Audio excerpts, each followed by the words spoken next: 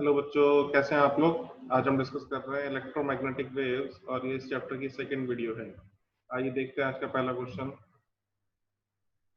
AIPMT 2008 में पूछा गया, the velocity of electromagnetic radiation in a medium of permittivity epsilon not and permeability mu naught is. हमें electromagnetic wave की speed बतानी है परमिटिविटी और परमिएबिलिटी की टर्म्स में। फॉर्मूला होता है डायरेक्ट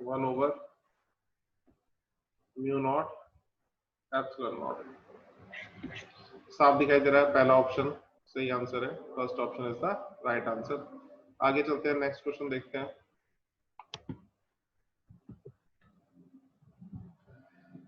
इसी इलेक्ट्रोमैग्नेटिक वेव के लिए हमें इलेक्ट्रिक फील्ड की इक्वेशन दी गई है। एक्स एक्सिस पे कोई फील्ड नहीं है, जेड एक्सिस पे कोई फील्ड नहीं है, वाई एक्सिस पे फील्ड है। इस इक्वेशन को देख के हमें कुछ डेटा बताना है, वेव के रिगार्डिंग इंफॉर्मेशन बतानी है। तो एक तो हमें फ्रीक्वेंसी बतानी है, वेवलेंथ बतानी है, और तीसरा हमें बताना है कि किस डायरेक्शन में वेव ट्रेवल कर रही है। तो वेव ट्रेवल कर रही है भैया एक्स डायरेक्शन में, साफ साफ लिखा हुआ है। और बच्चों ध्यान दिया करो, यहाँ बीच में अगर माइनस है तो वेव जा रही है पॉजिटिव में, और अगर बीच में प्लस है तो वेव जा रही है नेगेटिव डायरेक्शन में। क्योंकि बीच में नेगेटिव साइन है, इसका मतलब वेव जा रही है पॉजिटिव एक्स डायरेक्शन में। Wave moving along positive x direction plus x.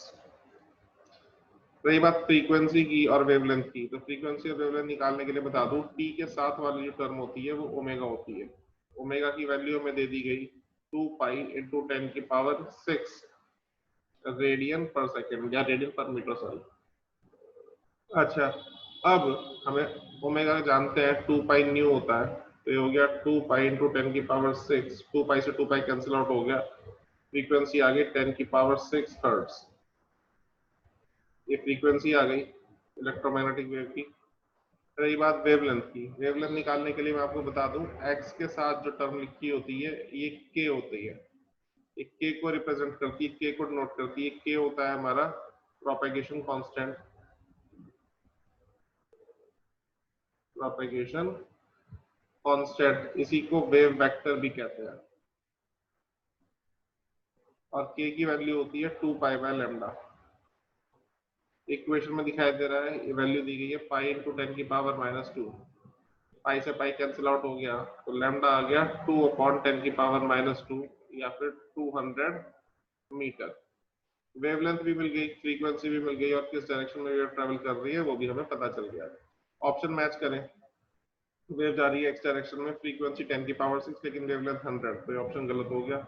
दूसरा ऑप्शन देखें, moving along x direction, frequency 10 की पावर 6 हर्ट्ज और वेवलेंथ 200 मीटर, ये ऑप्शन सही है। B option is the right answer. AIPMT 2009 में पूछा गया क्वेश्चन, सिंपल क्वेश्चन। आगे चलते हैं, नेक्स्ट क्वेश्चन देखते हैं। AIPMT मेंस का क्वेश्चन है। 2010 में ये प्री और मेंस दो पार्ट में एग्जाम होता था। AIPMT जब आपका नीट होता है, ये AIPMT था और ये दो पार्ट में होता था, प्री और मेंस। तो मेंस के क्वेश्चन पेपर का ये क्वेश्चन है। इसमें हमें फिर पहले की तरह इलेक्ट्रिक फील्ड की इक्वेशन दी गई है। इलेक्ट्रोमैग्नेटिक वेव के लिए इलेक्ट्रिक फील्ड पार्ट की बात कर रहे हैं, और इलेक्ट्रोमैग्नेटिक वेव के लिए इलेक्ट्रिक फील्ड की इक्वेशन हमें दी गई है। इसमें 4 स्टेटमेंट दे दिए गए, लैम्डा इतना है, वेव नंबर इतना है, वेव एम्पलीट्यूड इतना है, और वेव किस डायरेक्शन में ट्रैवल कर रही है। तो इसमें हमें चेक करना है कि कौन कौन सा स्टेटमेंट सही है, और उसके अकॉर्डिंग अपना आंसर बताएंगे। तो देखते हैं, सारी चीजें मैं कैलकुलेट कर लेता हूँ, फिर अपने आप पता चल जाएगा क्या सही क्या गलत। तो वेवलेंथ की बात करें, वेवलेंथ के लिए मैंने आपको बताया कि एक्स के साथ वाली टर्म होती है प्रोपेगेशन कांस्टेंट, वो तो वैल्यू दी नहीं, तो फिर हम दूसरे तरीके से निकालेंगे। मैंने ये भी बताया आपको कि टी के साथ जो टर्म लिखी होती है, ये टर्म ओमेगा को रिप्रेजेंट करती है। तो यहाँ में दिखाई दे रहा है कि ओमेगा की वैल्यू 10 की पावर 7 है।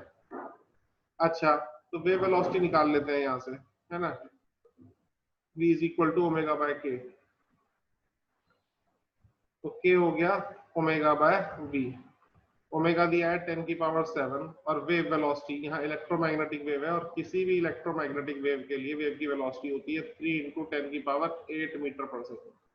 इसको सॉल्व करें तो ये हो गया हमारा 1/3 इंटू 10 की पावर 1, या फिर 0.33 इंटू 10 की पावर -1, या फिर 0.033 ये प्रोपेगेशन कांस्टेंट आ गया, और इसी की हेल्प से हम लैम्डा के बारे में पता कर लेंगे कि जो कि 2 पाई बाय लैम्डा भी होता है, उसको सॉल्व करें तो लैम्डा मिल जाएगा।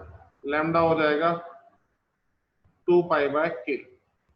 अच्छा, के अभी हमने निकाला, तो 2 पाई यानी कि 2 इंटू 3.14 अपॉन 0.033, सॉल्व करें तो ये आएगा 188.4 मीटर।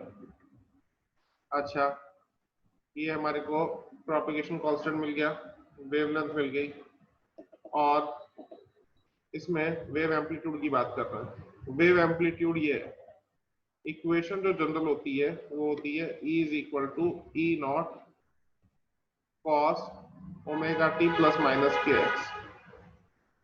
तो जो फर्स्ट टर्म होती है वो एम्पलीट्यूड या मैक्सिमम वैल्यू को रिप्रेजेंट करती है, और यहाँ पे वैल्यू 10 है, तो वेव एम्पलीट्यूड हो गया हमारा 10 वोल्ट पर मीटर। वोल्ट पर मीटर क्योंकि इलेक्ट्रिक फील्ड की बात कर रहा है, तो ई not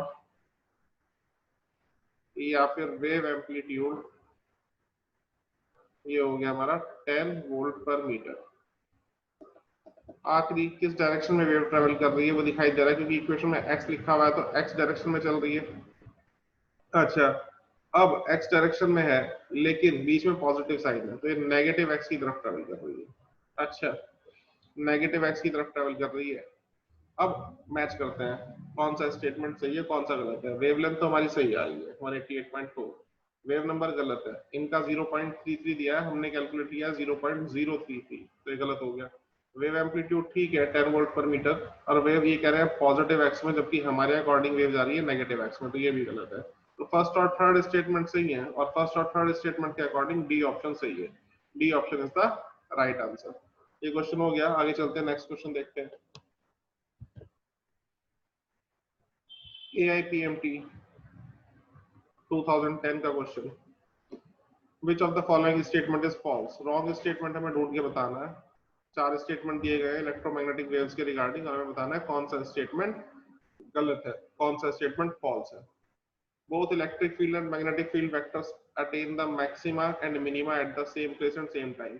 maxima minima same place same time पे आने का मतलब इलेक्ट्रिक फील्ड वेक्टर और magnetic field vector same phase में होते हैं। बच्चों याद रख लीजिए कि इलेक्ट्रोमैग्नेटिक वेव के अंदर इलेक्ट्रिक फील्ड वेक्टर और मैग्नेटिक फील्ड वेक्टर दोनों सेम फेज में होते हैं, तो फिर वो मैक्सिमा भी सेम टाइम पे अटेन करेंगे और मिनिमा भी सेम टाइम पे अटेन करेंगे, बल्कि सेम पोजीशन पे भी अटेन करेंगे। तो पहला स्टेटमेंट सही है, इसमें कोई दिक्कत वाली बात नहीं है। दूसरा statement, energy in electromagnetic wave is divided equally between electric and magnetic vectors. बिल्कुल सही बात है, इलेक्ट्रोमैग्नेटिक वेव के अंदर एनर्जी इक्वली डिस्ट्रीब्यूट होती है इलेक्ट्रिक फील्ड और मैग्नेटिक फील्ड में, तो ये स्टेटमेंट भी सही है। तीसरा statement, both electric and magnetic field vectors are parallel to each other, ये गलत हो गया।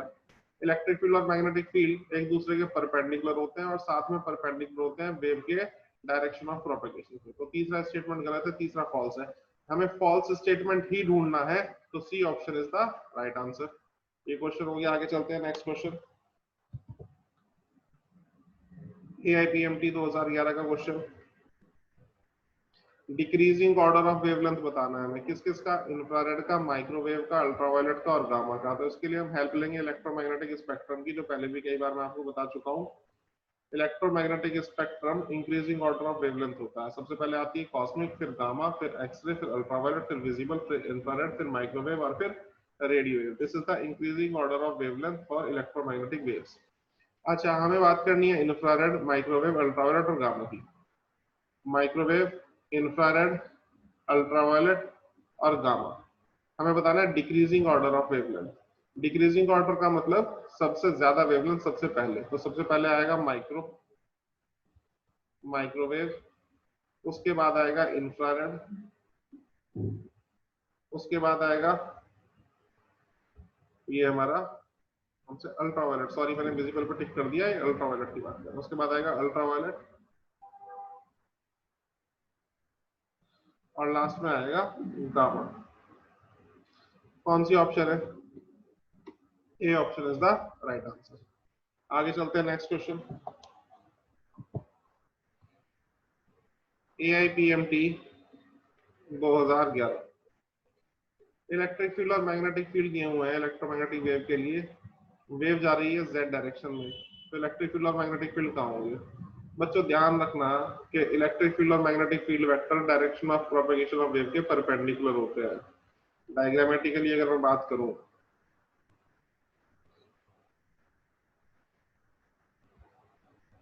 ये देखो, ये x, ये y और ये z, एक तरफ इलेक्ट्रिक फील्ड, एक तरफ मैग्नेटिक फील्ड और एक तरफ वेलोसिटी, ये होती है कहानी। अब ये कह रहे हैं वेव जा रही है z पे, ये सिचुएशन है, तो इलेक्ट्रिक फील्ड x पे होगा, मैग्नेटिक फील्ड y पे होगा, या ऐसा भी हो सकता है कि इलेक्ट्रिक फील्ड y पे हो और मैग्नेटिक फील्ड z पे हो। तो लेकिन electric field magnetic field x या y पे हो सकते हैं, z पे नहीं होंगे, क्योंकि कभी भी ये पैरेलल, ये तीन क्वांटिटी है, electric field vector, magnetic field vector और ये वेलोसिटी वेक्टर, ये तीनों कभी एक दूसरे के पैरेलल नहीं होते, never parallel to each other, हमेशा एक दूसरे के परपेंडिकुलर होते हैं, ऑलवेज म्यूचुअली परपेंडिकुलर, इसको याद कर लो आप, ऑलवेज म्यूचुअली परपेंडिकुलर। अच्छा, तो अब जब ये वेलोसिटी वेक्टर या वेव की डायरेक्शन z डायरेक्शन में है, तो इलेक्ट्रिक फील्ड या मैग्नेटिक फील्ड में से कोई भी z डायरेक्शन पे आ नहीं सकता। यानी कि अगर किसी ऑप्शन में ऐसा कहा गया है कि इलेक्ट्रिक फील्ड z डायरेक्शन पे है या मैग्नेटिक फील्ड z डायरेक्शन पे है, तो वो ऑप्शन गलत होगी।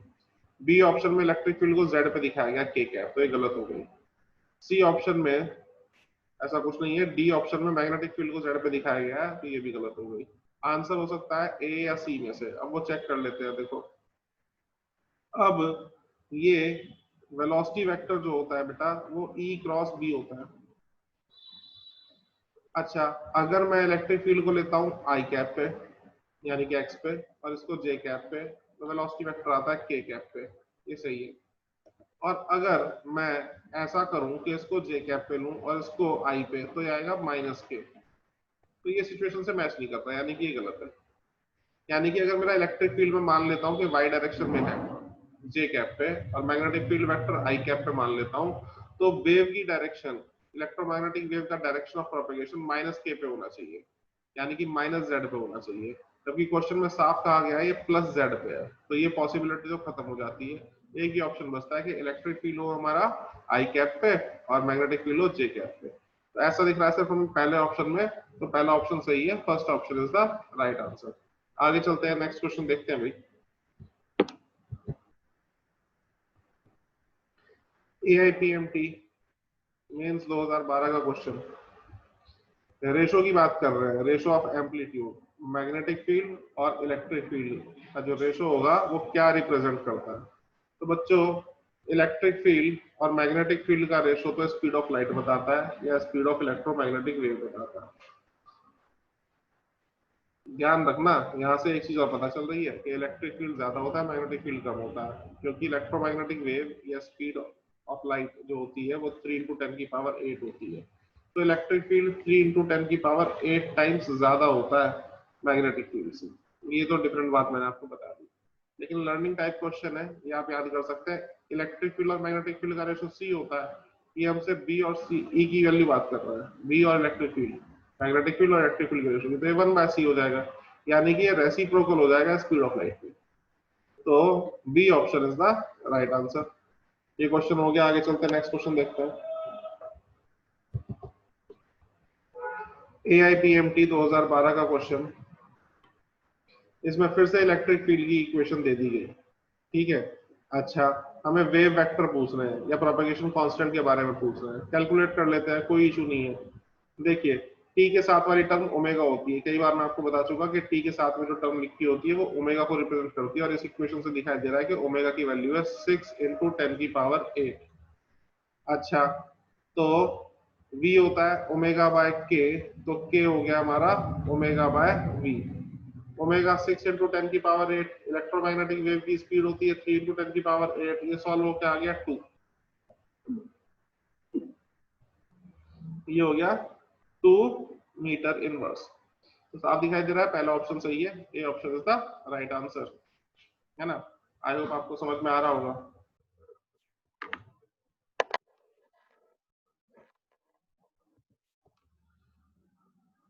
नेक्स्ट क्वेश्चन नीट 2013 में पूछा गया, इसमें हमें इलेक्ट्रोमैग्नेटिक वेव दी गई है जिसकी फ्रीक्वेंसी है 3 मेगाहर्ट्ज, अच्छा, ये किसी ऐसे वैक्यूम से पास हो रही है तब की फ्रीक्वेंसी, इसको डाइलेक्ट्रिक मीडियम से पास कराया गया जिसकी रिलेटिव परमिटिविटी है 4। अब कह रहे हैं वेवलेंथ और फ्रीक्वेंसी पे क्या असर पड़ेगा। तो बच्चों पहले ही बता दूं मैं आप लोगों को कि इलेक्ट्रोमैग्नेटिक वेव या कोई भी वेव फ्रीक्वेंसी नहीं बदलती, जब तक सोर्स नहीं बदलती तब तक फ्रीक्वेंसी नहीं बदलती, तो फ्रीक्वेंसी तो सेम ही रहने वाली है।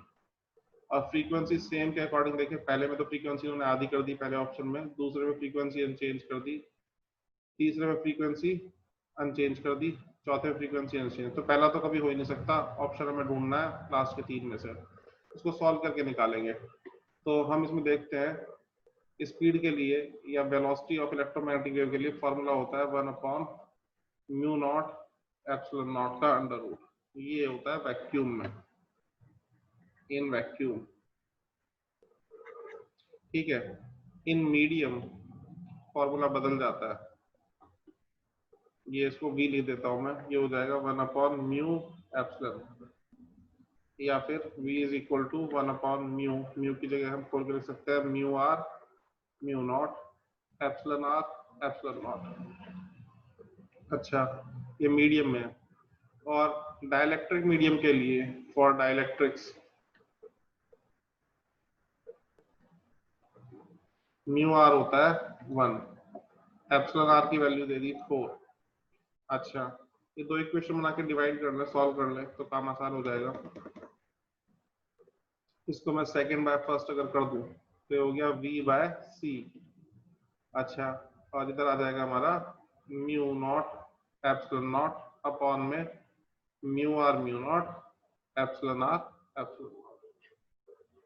म्यू नॉट से म्यू नॉट कैंसिल आउट हो गया, एप्सिलॉन नॉट से एप्सिलॉन नॉट कैंसिल हो गया, ये बचा 1/अंडर रूट में mu R epsilon R. Mu R की वैल्यू मैंने बताई आपको 1, एप्सिलॉन आर की वैल्यू क्वेश्चन में दी गई है 4, तो ये हो गया 1/2, यानी कि v और c का रेशो आ गया 1/2। यानी कि मैं कह सकता हूँ कि v जो है वो हाफ ऑफ c हो गया।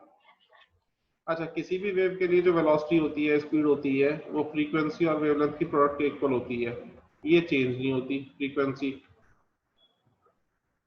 तो स्पीड बदली तो क्यों बदली, क्योंकि वेवलेंथ बदली होगी तभी तो बदली, और स्पीड अगर आधी हो रही है तो जाहिर सी बात है वेवलेंथ भी आधी हो गई होगी। अब ऑप्शन मैच करते हैं, तो दूसरे ऑप्शन में देखें वेवलेंथ आधी कर दी गई, फ्रीक्वेंसी पे कोई असर नहीं पड़ा, फ्रीक्वेंसी रिमेन अनचेंज, तो यही हमारा आंसर है, B option is the right answer. I hope आप लोगों को समझ में आया होगा। स्टूडेंट्स, मेरी वीडियो में आपको एक खास बात मिलेगी, मैं फालतू की बकवास बिल्कुल नहीं करता, सीधी काम की बात है ना। अगर आपको एंटरटेनमेंट चाहिए तो आप बहुत सारे यूट्यूब पे कार्टून लोगों की वीडियो देख सकते हैं, लेकिन है ना, अगर आप कॉन्सेप्ट समझना चाहते हैं, क्वेश्चन सॉल्व करना चाहते हैं कम से कम टाइम में, है ना, कम टाइम इन्वेस्ट करेंगे, तो आप मेरे चैनल पे वीडियोस देख सकते हैं। अगर आपको मेरे पढ़ाने से कोई फायदा होता है तो प्लीज वीडियो को लाइक कर दीजिए और चैनल को सब्सक्राइब कर दिया कीजिए। आगे चलते हैं, देखते हैं अगला क्वेश्चन। नीट 2013 का, इस क्वेश्चन में हमें माइक्रोवेव ओवन दिया हुआ है जो कि फूड आइटम्स को हीट करने के लिए इस्तेमाल किया जाता है। तो क्या कॉन्सेप्ट है माइक्रोवेव ओवन के पीछे, जरा ध्यान दें। जनरली लोग ये सोचते हैं कि माइक्रोवेव ओवन में थर्मल रेडिएशंस निकलती है या हीट रेडिएशंस निकलती है जो कि हमारे खाने को गर्म कर देती है, जबकि ऐसा नहीं है।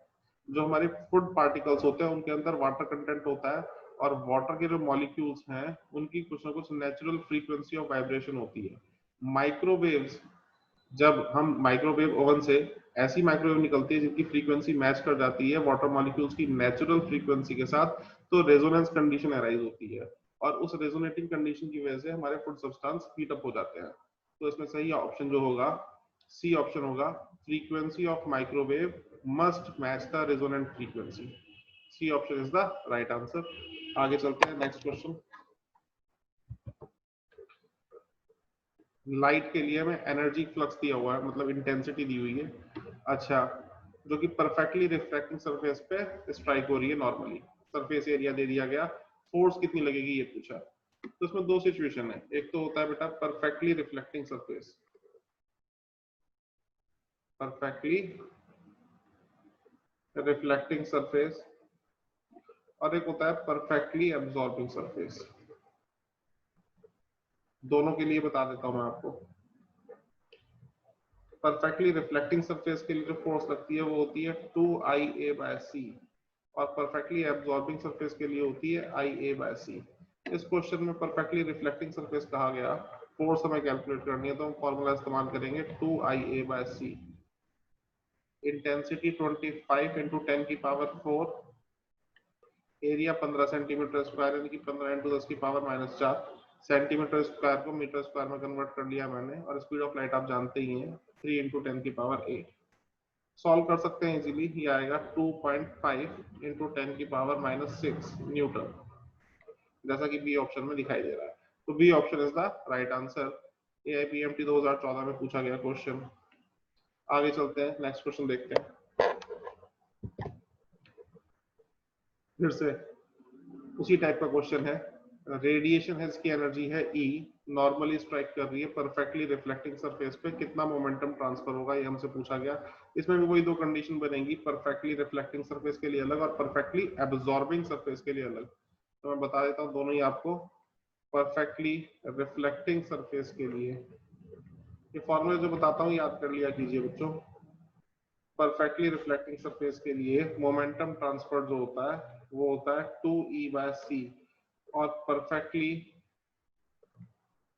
एब्जॉर्बिंग सरफेस के लिए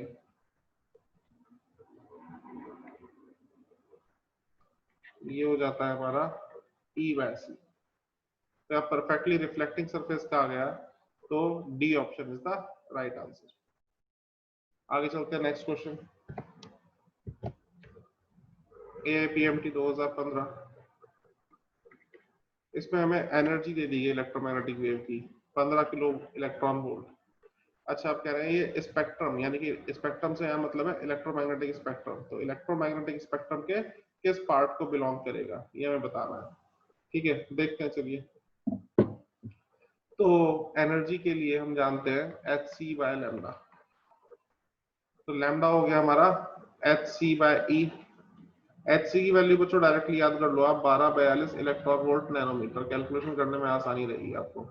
और 15 किलो इलेक्ट्रॉन वोल्ट, किलो के लिए 10⁻³ electron volt as it is, electron volt से इलेक्ट्रॉन वोल्ट कट गया, बचे हुए पार्ट को जब आप सॉल्व करेंगे तो आएगा आपका 0.083 नैनोमीटर। अच्छा, एक्सरेज के बारे में मैं आपको बताऊं कुछ।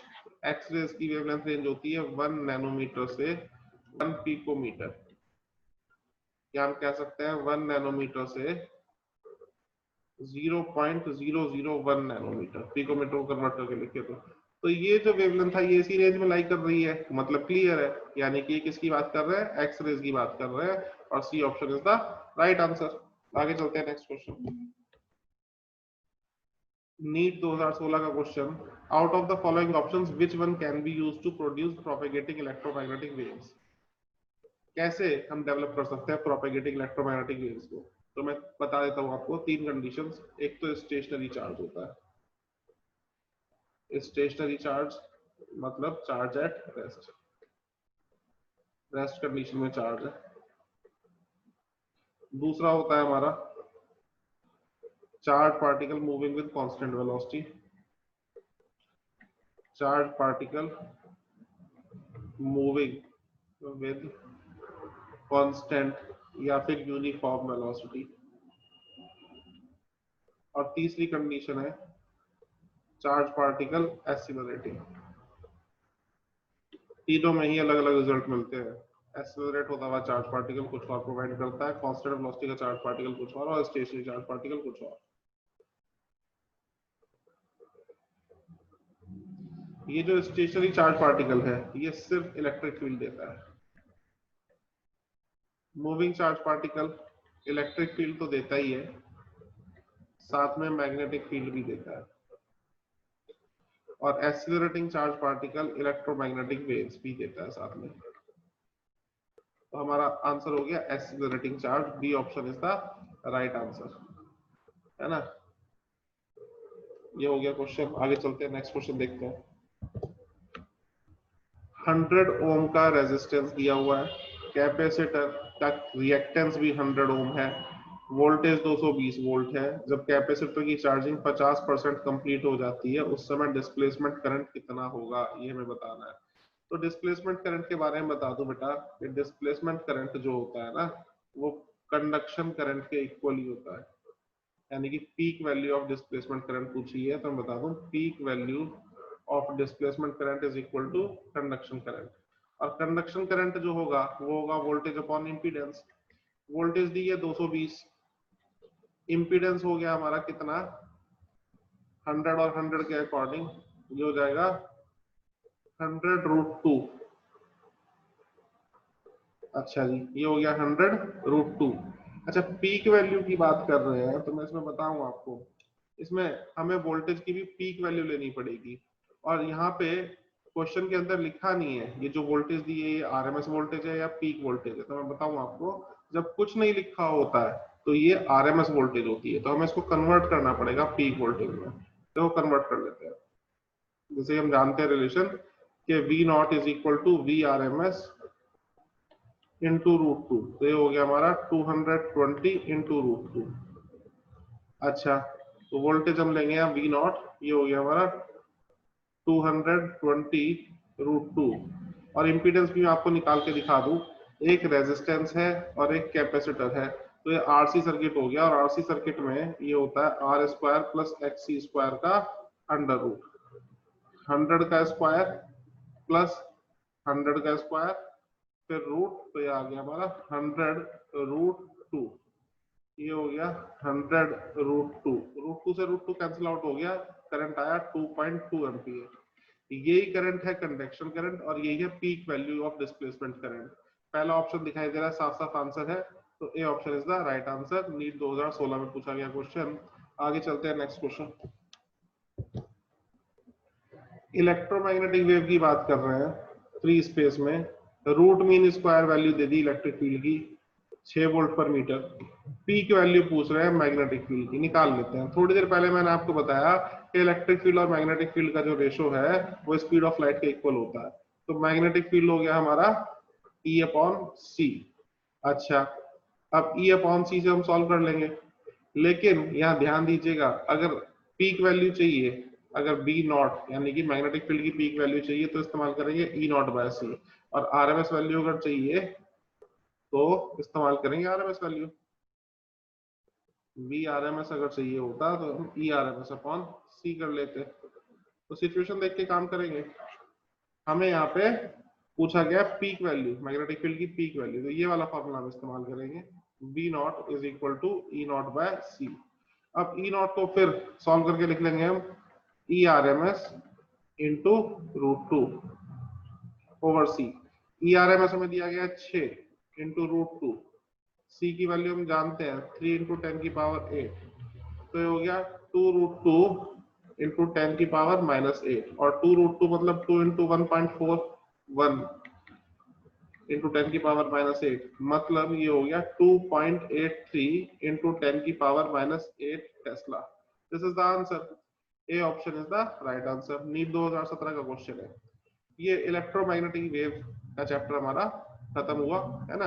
2017 के तक के क्वेश्चन मैं आपको इन वीडियोस में करा रहा हूँ। 18 और 19 के क्वेश्चन में अलग से आपको पूरा पेपर सॉल्व करके उसमें बता दूंगा, है ना। ये चैप्टर हमारा कंप्लीट हो गया। आई होप आपको समझ में आ रहा होगा। तो प्लीज वीडियो को लाइक कर दीजिए और चैनल को सब्सक्राइब कर लीजिए। इसके बाद अगली वीडियो में हम डिस्कस करेंगे ऑप्टिक्स, है ना। आज के लिए इतना ही। Thank you very much.